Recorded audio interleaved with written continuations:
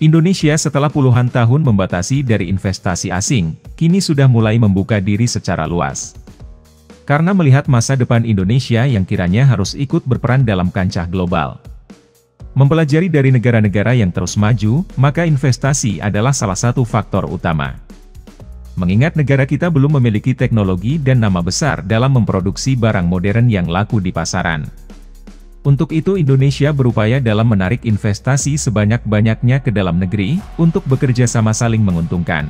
Di antaranya jelas adalah perusahaan dari Amerika yang sudah mempunyai nama besar serta teknologi termutakhir.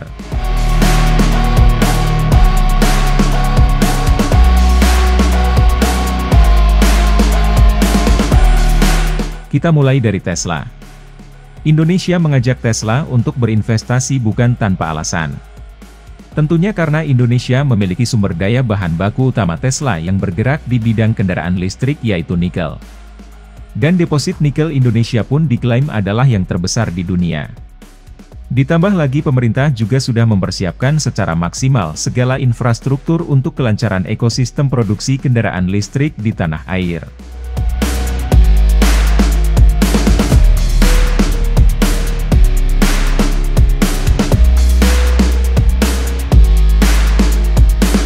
Indonesia pun tidak tanggung-tanggung dalam mengajak Tesla untuk berinvestasi. Bayangkan, Presiden Indonesia langsung turun tangan terbang ke Amerika mendatangi pemilik Tesla yaitu Elon Musk. Walaupun dalam kunjungan tersebut agenda utamanya adalah kerjasama di bidang persatelitan atau SpaceX, tetap saja maksud dari kedatangan orang nomor satu di Indonesia tersebut bisa ditebak.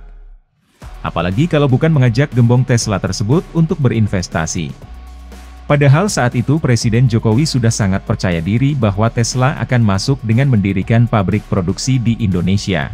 Pemerintah pun mempercepat segala infrastruktur yang dibutuhkan ekosistem kendaraan listrik. Seperti menyelesaikan pabrik-pabrik smelter nikel untuk meningkatkan kapasitas produksi skala nasional. Karena diyakini akan banyak perusahaan kendaraan listrik raksasa yang masuk dan mendirikan pabrik produksi. Ya, ini tindak lanjut perintah saya kepada Menteri Koordinator Investasi untuk berbicara dengan Elon mengenai investasi, mengenai teknologi, mengenai inovasi, dan sekarang saya ke sini dan bertemu langsung dengan Elon untuk mendiskusikan kerjasama yang akan datang. Saya kira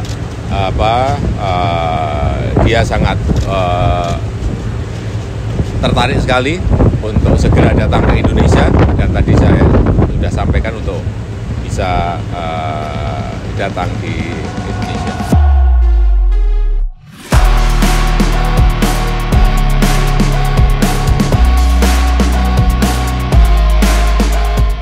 Di luar dugaan, Tesla terlihat kurang tertarik untuk berinvestasi di Indonesia.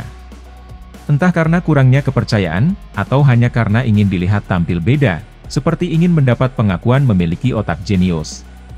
Yang pada akhirnya Elon terjebak oleh pemikirannya sendiri. Padahal Indonesia sangat profesional sehingga apa yang dilakukan Elon atau Tesla malah dinilai konyol oleh masyarakat dunia. Karena dalam persaingan kendaraan listrik bukan hanya Tesla sebagai pemain tunggal, tetapi banyak perusahaan besar yang terus berebut pengaruh dan sumber daya. Ya pemirsa, sebetulnya sudah lama ya gembar-gembor Tesla mau berinvestasi di Indonesia, apalagi Indonesia memang diketahui mendekati Tesla agar bisa berinvestasi di dalam negeri kita ini. Pemerintah dalam beberapa kesempatan boleh dibilang agak sesumbar soal rencana Elon Musk investasi di Indonesia melalui Tesla Inc. Perusahaan asal Amerika itu konon mau membangun ekosistem kendaraan listrik di Indonesia. Pemerintah pun dalam beberapa waktu terakhir terus mendekati Tesla untuk segera merealisasikan investasi tersebut. Mulai dari rombongan Menteri Koordinator Bidang Kemaritiman dan Investasi Luhut Binsar Panjaitan yang bertemu langsung dengan Elon Musk di pabrik Tesla, kemudian dilanjutkan Presiden Joko Widodo hingga kunjungan tim Tesla ke Indonesia. Nah, sejauh ini memang masih belum ada kesepakatan apapun yang dihasilkan secara resmi. Sampai Elon Musk meminta hati-hati dengan artikel tentang rencana Tesla bangun pabrik di Indonesia dari sumber tanpa nama karena seringkali informasinya salah pemirsa. Bahkan ada artikel yang mengabarkan Tesla telah mendekati kesepakatan awal dalam membangun pabrik di Indonesia. Fasilitas produksi itu disebut akan berkapasitas 1 juta unit mobil listrik per tahun. Namun dalam informasi terbaru, perusahaan milik Elon Musk itu malah membuka kantor di Malaysia. Tesla itu berapa besar sih dari investasi yang masuk ke Indonesia? Jadi, tapi nama besar Tesla $1 trillion company ini memang menjadi daya tarik.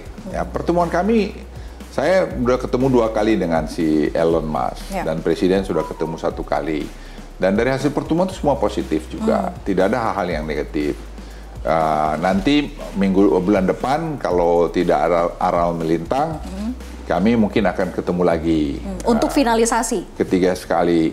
Soal finalisasi nanti kita lihat bertahap itu semua. Karena tidak ada bisnis itu seperti overnight. Nah, yang menarik sebenarnya, kita suka nggak suka itu yang paling enak tuh dengan Cina sebenarnya. Oh, paling enak dengan Cina? Iya, karena bisnisnya itu cepat. Melihat apa yang dilakukan Tesla, tentu saja membuat perusahaan kendaraan listrik lainnya tersenyum lebar. Apalagi brand-brand produsen baterai kendaraan listrik raksasa dari Asia Timur utamanya China, Korea Selatan dan Jepang.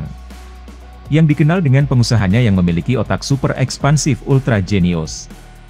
Untuk itu perusahaan dari Asia Timur sebagai pemain besar, tidak menyia-nyiakan waktu dan segera mengambil kesempatan ini. Apalagi pemerintah Indonesia sudah memaksimalkan fasilitas, membuat mereka tidak perlu lagi repot-repot untuk merintis segala sesuatunya dari awal. Hal ini pun disambut sangat baik oleh Indonesia, yang dimana Indonesia juga sedang mengupayakan ekosistem kendaraan listrik berskala global. Dengan kerjasama Indonesia dan perusahaan Asia Timur, maka Indonesia sudah tidak lagi terlalu membutuhkan Tesla. Bahkan Tesla seakan terkena karmanya, karena kalah inovasi dan penjualan dengan para kompetitornya. PT BYD Motor Indonesia gelontorkan investasi hingga lebih dari $1 miliar dalam membangun ekosistem kendaraan listrik di kawasan industri Subang, Smartpolitan, Jawa Barat. Igel Zhao, Presiden Direktur PT BYD Motor Indonesia, mengatakan PT BYD Motor Indonesia memiliki rencana ambisius untuk meningkatkan kapasitas produksi mereka dengan menargetkan kapasitas produksi penuh sebesar 150.000 unit per tahun. Dengan menginvestasikan lebih dari $1 miliar di Indonesia, Zhao mengungkapkan target waktu yang mereka tetapkan untuk mencapai pencapaian tersebut, yakni pada 2026. Diketahui rencana ambisius ini menandai komitmen PT BYD Motor Indonesia dalam mendukung pengembangan mobil listrik di Indonesia. Indonesia sekarang bukan lagi negara yang mudah untuk diperdaya dengan peraturan yang mereka bawa. Karena Indonesia juga memikul tanggung jawab yang tidak bisa dikesampingkan untuk penunjang kesejahteraan rakyatnya. Maka hanya dengan perusahaan yang profesional saja Indonesia dapat bekerja sama. Yang berniat saling bersinergi untuk mendapatkan keuntungan secara adil. Dengan komitmen kuat dan didukung dengan sumber daya yang melimpah. Indonesia telah berhasil bangkit tanpa ketergantungan dengan satu brand saja. Bahkan sebaliknya, seiring berjalannya waktu membuat banyak perusahaan global semakin bergantung pada Indonesia. Tesla yang sudah terlambat dan terlanjur menanggung gengsi untuk masuk ke Indonesia, sekarang telah kehilangan peluang emasnya. Karena dengan banyaknya perusahaan yang telah masuk ke Indonesia, otomatis nilai tawar dan bargaining power Indonesia semakin besar. Mungkinkah ini akan terjadi juga dengan perusahaan raksasa Amerika lainnya seperti Apple, yang menyia-nyiakan peluang emas dari Indonesia? Hanya waktulah yang bisa menjawabnya.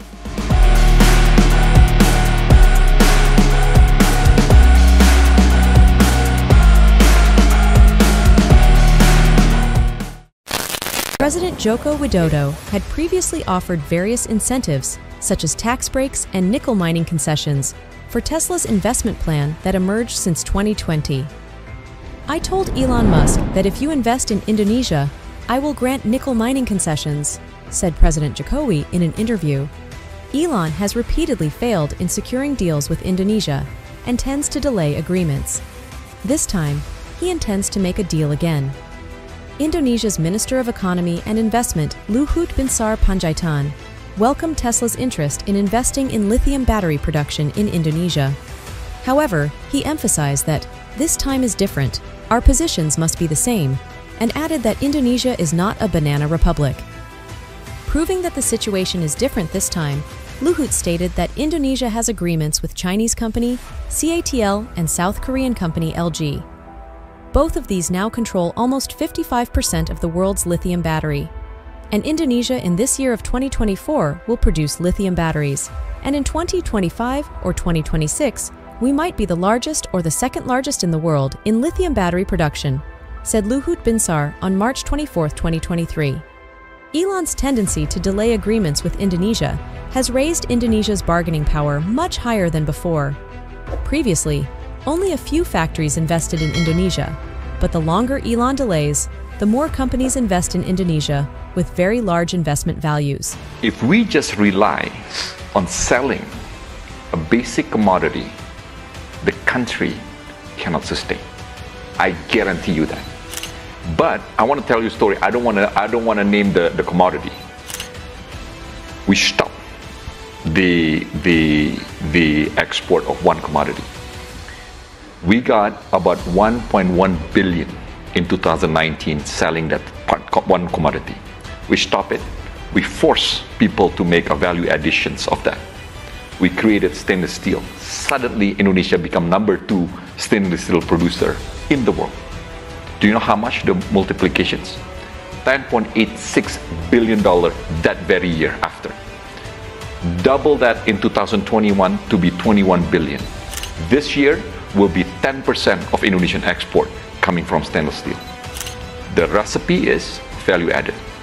Like my friend says, when the developing country created something, the developed country is not happy. So right now, I'm having a dispute settlement with the developed countries almost like every other day. But for Indonesia, we have no choice but fight it.